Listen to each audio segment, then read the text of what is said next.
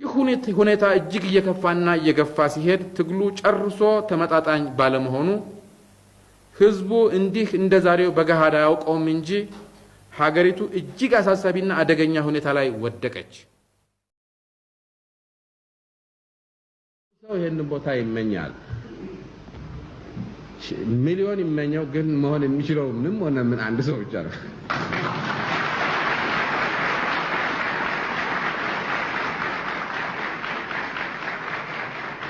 እና እባካችሁን ከዚህ እንውጣ። በቆሎና እህል በሚገባ አምርተን ማንበላ ሰዎች ለፖለቲካ ስልጣን መንጠላጠል እንዴት እንደቀደም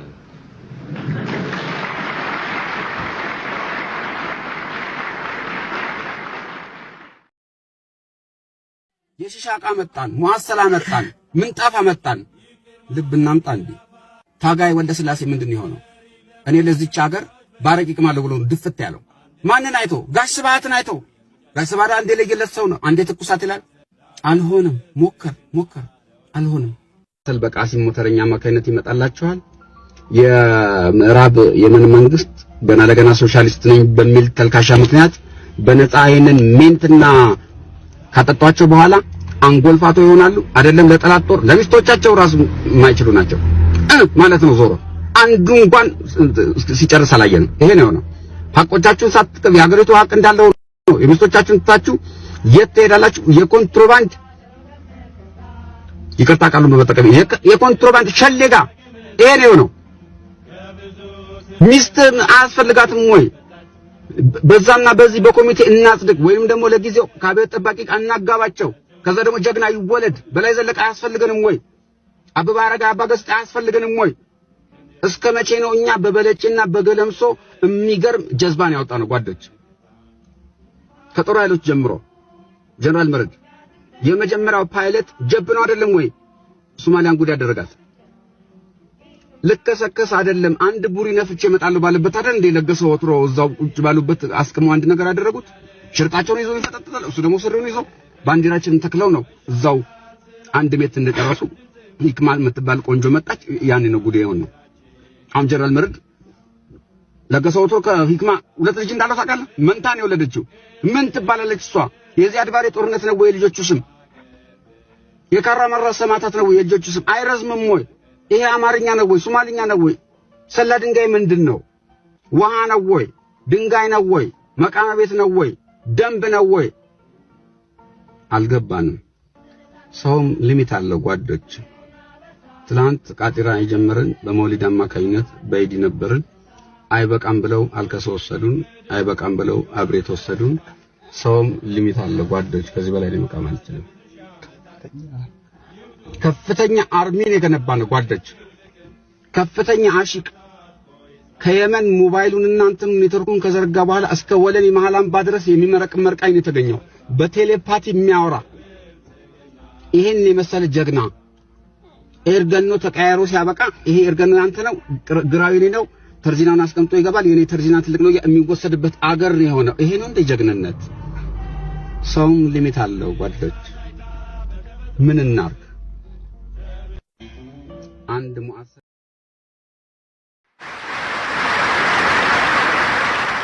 ያ አስተንፍሰናል። የሰይድ ባሬ ጎማ አሁን ተንፍሷል።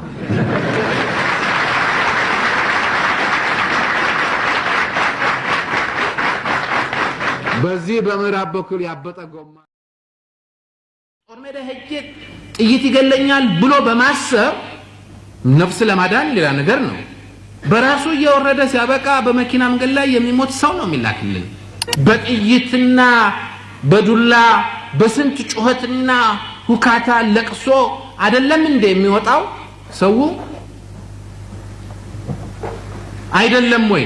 ከመኪና እየወረደ ገና ጦር ሜዳ ሄጄ ጥይት ይገለኛል ብሎ በማሰብ ነፍስ ለማዳን ሌላ ነገር ነው። በራሱ እየወረደ ሲያበቃ በመኪና መንገድ ላይ የሚሞት ሰው ነው የሚላክልን። በጠቅላላውም ባይሆን ባመዛኙ መጀመሪያ ነገር ከተሰበሰበበት ማዕከል ይሸሻል። ከዛ በመንገድ ላይ ይሸሻል። ከዛ ከማሰልጠኛ ይሸሻል። ከዛ ከጦር ግንባር ይሸሻል። ምን እናድርግ? እንዴትና አበባ አረጋ አባገስጥ አያስፈልገንም ወይ? እስከ መቼ ነው እኛ በበለጭና በገለምሶ የሚገርም ጀዝባን ያወጣነው? ጓዶች ከጦር ኃይሎች ጀምሮ ጀነራል መርድ የመጀመሪያው ፓይለት ጀብ ነው አይደለም ወይ? ሶማሊያን ጉድ ያደረጋት ልከሰከስ አይደለም። አንድ ቡሪ ነፍቼ እመጣለሁ ባለበት አይደል እንደ ለገሰው ወትሮ እዛው ቁጭ ባሉበት አስቀመው አንድ ነገር ያደረጉት። ሽርጣቸውን ይዘው ይፈጠጥጣሉ። እሱ ደግሞ ስሪውን ይዘው ባንዲራችንን ተክለው ነው እዛው አንድ ሜት እንደጨረሱ ይክማል የምትባል ቆንጆ መጣች። ያኔ ነው ጉድ የሆነው። አሁን ጀነራል መርድ ለገሰው ወትሮ ከሂክማ ሁለት ልጅ እንዳለው ታውቃለህ? መንታ ነው የወለደችው። ምን ትባላለች እሷ? የዚህ አድባሬ ጦርነት ነው ወይ የልጆቹ ስም? የካራማራ ሰማዕታት ነው ወይ የልጆቹ ስም? አይረዝምም ወይ? ይሄ አማርኛ ነው ወይ ሶማሊኛ ነው ወይ? ሰላ ድንጋይ ምንድነው? ውሃ ነው ወይ? ድንጋይ ነው ወይ? መቃመ ቤት ነው ወይ? ደንብ ነው ወይ? አልገባንም። ሰውም ሊሚት አለው ጓዶች። ትላንት ቃጢራ የጀመረን በመውሊድ አማካኝነት በኢዲ ነበርን። አይበቃም ብለው አልከሰ ወሰዱን። አይበቃም ብለው አብሬት ወሰዱን። ሰውም ሊሚት አለው ጓዶች። ከዚህ በላይ መቃም አልችልም። ከፍተኛ አርሚን የገነባ ነው ጓዶች። ከፍተኛ አሽቅ ከየመን ሞባይሉን እናንተን ኔትወርኩን ከዘረጋ በኋላ እስከ ወለኔ መሃላምባ ድረስ የሚመረቅም መርቃይ ነው የተገኘው። በቴሌፓቲ የሚያወራ ይሄን የመሰለ ጀግና ኤርገኖ ተቀያይሮ ሲያበቃ ይሄ ኤርገኖ ያንተ ነው፣ ግራው የኔ ነው፣ ተርዚናውን አስቀምጦ ይገባል። የኔ ተርዚና ትልቅ ነው የሚወሰድበት አገር ነው የሆነው። ይሄ ነው እንደ ጀግንነት። ሰውም ሊሚት አለው ጓዶች። ምን እናርግ? ይሄ ገበሬ ባድዋ በሽሬ በአክሱም ወዘተረፈ አብዮት ጠባቂ ሳይቅም እንዳላስቀመው ሁሉ አረቄና ጅኑ ይዞ ነው ቁጭ ያለው። ይሄ ነው የሆነው። ከዛሬ ነገ ደስ የገቡ ኮምቦልቻ ገቡ ይባላል። እንደ ሙሽራ እነሱን ቁጭ ብሎ መጠበቅ። ቁጭ ትላላችሁ፣ ሽርጣችሁን አርጋችሁ እርገናችሁን ታረጋላችሁ። ከዛሬ ነገ ደስ የገቡ እንደ ሙሽራ መጠበቅ። ይሄ ነው የሆነው።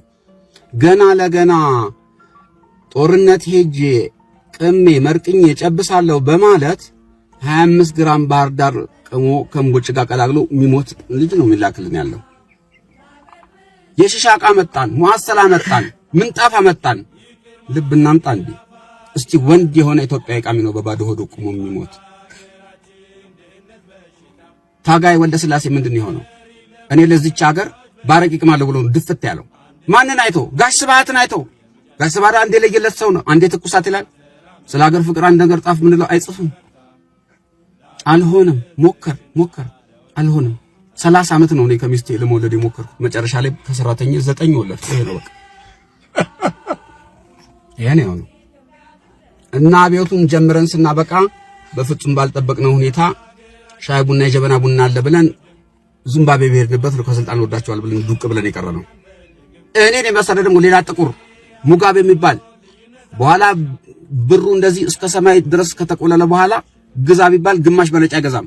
በጋሪ ይደብር ከጋሪው አንሳል። ይሄ ነው የሆነው። ምን አይነት ግፍ ሰርተን ነው ህዝቡ ላይ? እውነት እስቲ እንነጋገር። ሀገራችንን ጠልተን ነው?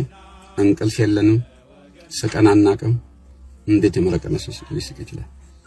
ሰውም ሊሚት አለው ጓደኛ። ብንጮህ ቀርቶ እኮ ቂጡን ብንወጋው እኮ የሚንቀሳቀሰው እኮ እየጠፋ ነው እኮ። እና ቅድም እንዳልኳችሁ እነሱ ከረኛ እስከ ምሁር ተነስተው ሲያበቁ ለኮ ዓላማቸው ተሰልፈው ሲያበቁ ይሄን ያደርጋሉ። ንቀውናል፣ ደብረውናል። ብታምኑም ባታምኑ በቁም ሞተናል። ውይይት ነው? ሰላማዊ ሰልፍ ነው ወይንስ እንደ ወያኔ ወጣቶች ታጥቃችሁ ወያኔ ከደቡብ ወሎና ከሰሜን ሸዋ እንዳይወጣ እንዳላችሁት የደሃ ገበሬ ልጅ ብቻ ነው እየታነቀ የሚጋፈጠው? ወታደሩን በህን ያህል መጠን እናጠናክረው እና በአስቸኳይ እንድረስ። ይሄ ቀዳዳ ሳይከፈት ወይም ያ የሚለውን ነገር በአደባባይ እንበይናለን፣ በህግ እናወጣለን፣ በይሁንታ እንቀበላለን። በተግባር ሲሞከር ብንጮህ ቀርቶ እኮ ቂጡን ብንወጋው እኮ የሚንቀሳቀሰው እኮ እየጠፋ ነው እኮ።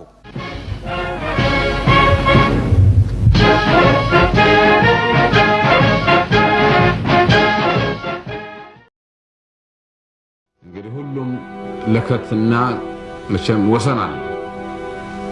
እኔ ግራህን ሲመቱ ቀኙን ስጥ የሚባል እምነት የለኝም። በተለይ እንደዚህ አይነት የአካባቢያችን እብሪተኞች ደግሞ የሚገባቸው ቋንቋ ዲፕሎማሲ ሳይሆን አፍጫቸው ማለት ነው።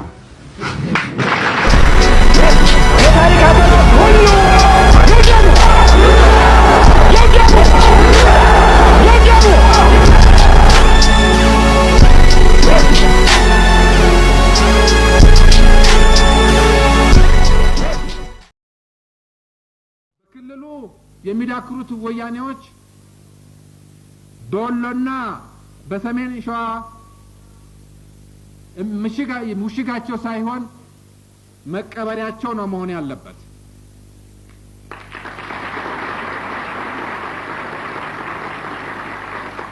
እንደውነቱ ከሆነ እንደ ጥንቶች አባቶቻችን አትንኩኝ ባይነት፣ ተቆጭነት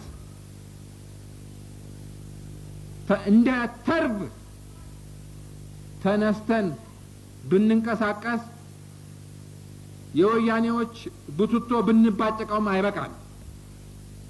እንኳንስ እያንዳንዱ ወያኔ